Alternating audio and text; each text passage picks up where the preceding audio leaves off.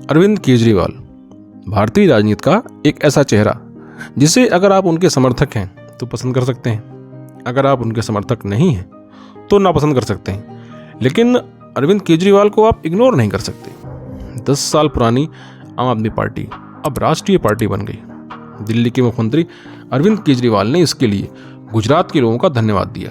अक्टूबर 2012 में अरविंद केजरीवाल ने अपनी राजनीतिक पार्टी बनाने का ऐलान किया था। इसके बाद 26 नवंबर 2012 को उन्होंने आम आदमी पार्टी लॉन्च की। 10 साल में ही ये पार्टी दिल्ली से लेकर पंजाब, गुजरात और गोवा तक पहुंच गई। बात है सन 2011 अप्रैल, दिल्ली का जंतर मंतर मैदान। किशन बापट बाबूराव उर्फ अन्ना हजारे ने जन लोकपाल कानून के लिए अपना पहला अनशन किया। अन्ना की ये दिल्ली में पहली दस्तक थी और ये दस्तक इतनी जोरदार थी कि सत्ता के गलियारे तक हिलते नजर आए। अन्ना हजारे के समर्थन में पूरा देश खड़ा हो गया। जगह जगह आंदोलन शुरू हो गए, लोग अनशन करने लगे।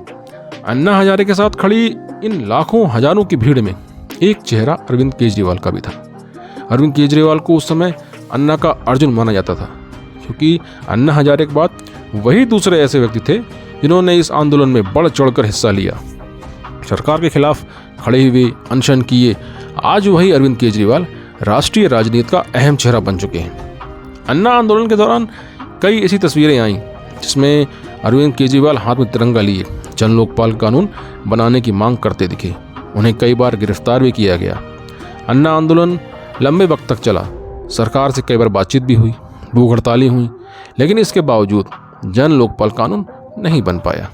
फिर आई 2012 2 अक्टूबर की वो तारीख जिस दिन अरविंद केजरीवाल ने अपनी पार्टी बनाने का ऐलान कर दिया। तमाम सवाल उठे। तमाम नेताओं ने आरोप लगाए कि केजरीवाल ने अपनी पार्टी बनाने के लिए ही इस आंदोलन का इस्तेमाल किया था।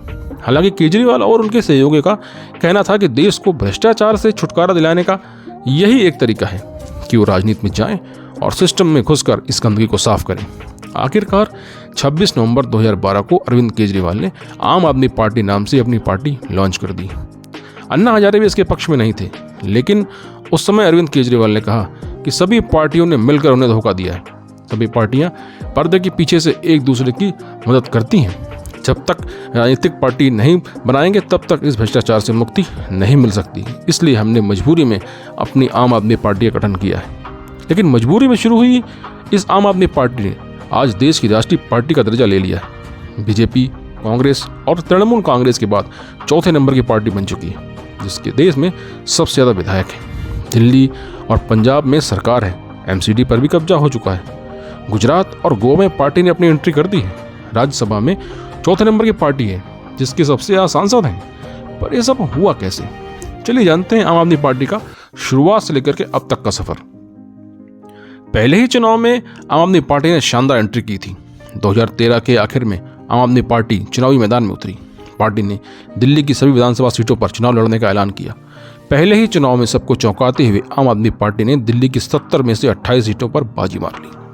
अरविंद केजरीवाल ने दिल्ली की 3 बार की मुख्यमंत्री शीला दीक्षित को रिकॉर्ड वोटों के अंतर से हराया, लेकिन पार्टी बहुमत से दूर रह गई। बहुमत न मिलने की वजह से अरविंद केजरीवाल ने कांग्रेस के साथ मिलकर सरकार बनाई। इस गठबंधन में अरविंद केजरीवाल मुख्यमंत्री बने। लेकिन जल्द ही इस गठबंधन पर सवाल उठने लगे। सवाल उठे कि जिस आम आदमी पार्टी ने कांग्रेस के खिलाफ चुनाव लड़ा, बाद में उसी के साथ मिलकर सरकार बना ली। गठबंधन में बात बिगड़ने लगी और यह सरकार महज 49 दिन ही चली। 14 फरवरी 2014 को अरविंद केजरीवाल ने अपना इस्तीफा दे दिया और कहा विधानसभा में बहुमत नहीं है, इसलिए जन लोकपाल बिल हम पास नहीं करा पा रहे, इसलिए फिर से चुनाव के बाद पूर्ण बहुमत के साथ लौटेंगे। और फिर वो हुआ जो किसी ने सोचा नहीं था। अरविंद केजरीवाल के मुख्यमंत्री पद से इस्तीफा देने के बाद दिल्ली में राष्ट्रपति शासन लागू हो गया। करीब साल भर तक राष्ट्रपति शासन लगने के बाद चुनावों का ऐलान हुआ, जिसमें आम आदमी पार्टी की उम्र महज 2 साल की थी। उसने दिल्ली की 70 में से 67 सीटों पर जीतकर इतिहास रच दिया। जिस पार्टी के पास कभी कुछ नहीं था, उसने पूरी दिल्ली का दिल जीत लिया था।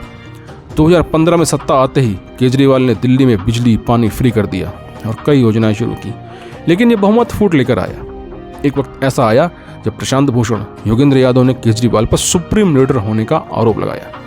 पार्टी ने प्रशांत भूषण, योगेंद्र यादव समेत आनंद कुमार और अजीत झा जैसे नेताओं को बाहर निकाल दिया। इसके बाद कुमार विश्वास और अरविंद केजरीवाल के रिश्ते बिगड़ने लगे थे। एक वक्त था जब कुमार विश्वास को अरविंद केजरीवाल अपना छोटा भाई मानते थे। रिश्ते बिगड़ते हुए जब 2018 में कुमार विश्वास को राज्यसभा नहीं भेजा गया तो बाद में कुमार विश्वास ने भी अपनी पार्टी छोड़ दी और कई नेता उनके साथ पार्टी छोड़ते चले गए। आम आदमी की पार्टी से नेता निकलते जा रहे थे, लेकिन अरविंद केजरीवाल थे कि उनकी छवि पर कुछ खास प्रभाव नहीं पड़ रहा था। फरवरी 2020 में दिल्ली में जब विधानसभा चुनाव हुए तो आम आदमी पार्टी ने फिर चमत्कार किया। इस चुनाव में आम आदमी पार्टी ने 70 में से 62 सीटों पर जीत दर्ज की। 2015 के मुकाबले सीटें थोड़ी कम जरूर हुई थी, लेकिन तब भी ये किसी चमत्कार से कम नहीं था।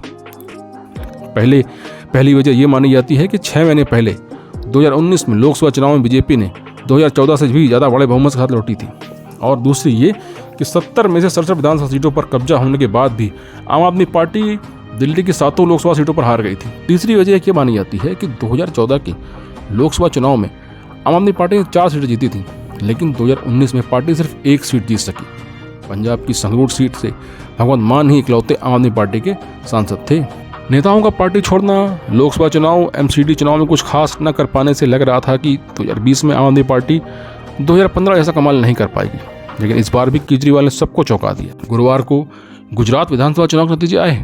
इसमें आम आदमी पार्टी ने 5 सीटों पर जीत हासिल की है और इसके साथ ही आम आदमी पार्टी को अब राष्ट्रीय पार्टी का दर्जा मिल गया। दिल्ली के मुख्यमंत्री अरविंद केजरीवाल ने कहा, गुजरात के लोगों ने आम आदमी पार्टी को राष्ट्रीय पार्टी बना दिया है। जितने वोट गुजरात में मिले हैं उसके हिसाब से आम आदमी पार्टी महज 10 सालों में ही देश की चंद राष्ट्रीय पार्टियों में शामिल हो गई है। गुजरात में आम आदमी पार्टी को 13% के आसपास वोट मिले हैं। पहली बार राज्य में खाता भी खुला है और 5 सीटें जीती हैं। राष्ट्रीय पार्टी का दर्जा हासिल करने के लिए किसी पार्टी को कम से कम 4 राज्यों में स्टेट पार्टी का दर्जा मिलना चाहिए। गुजरात के नतीजों में पहले आम आदमी पार्टी को दिल्ली, पंजाब और गोवा में क्षेत्रीय दल का दर्जा मिला हुआ था। गुरुवार के नतीजों के बाद गुजरात में भी पार्टी को क्षेत्रीय दल का दर्जा मिल गया है। आम आदमी पार्टी की दिल्ली और पंजाब में पूर्ण बहुमत की सरकार है। दिल्ली में केजरीवाल तो पंजाब में भगवंत मान मुख्यमंत्री हैं। आम आदमी पार्टी के दिल्ली में 62, पंजाब में 92 और गुजरात में 5 और गोवा में 2 विधायक हैं, यानी कि देश भर में कुल 161 विधायक हैं। इसके अलावा अब दिल्ली एमसीडी में भी आम आदमी पार्टी का कब्जा है। गुजरात चुनाव के नतीजे आने से एक दिन पहले ही दिल्ली नगर निगम चुनाव के नतीजे आए थे। पार्टी ने 250 में से 134 वार्डों में जीत हासिल की है। हालांकि लोकसभा में अब आम आदमी पार्टी का एक भी सांसद नहीं है।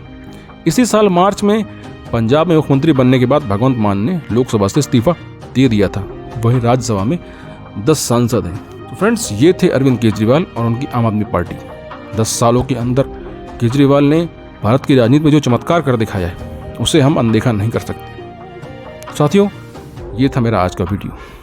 तो मिलते हैं फिर किसी नए वीडियो में, किसी नए व्यक्ति या किसी नई चर्चा के साथ। तब तक के लिए आप सभी को नमस्कार।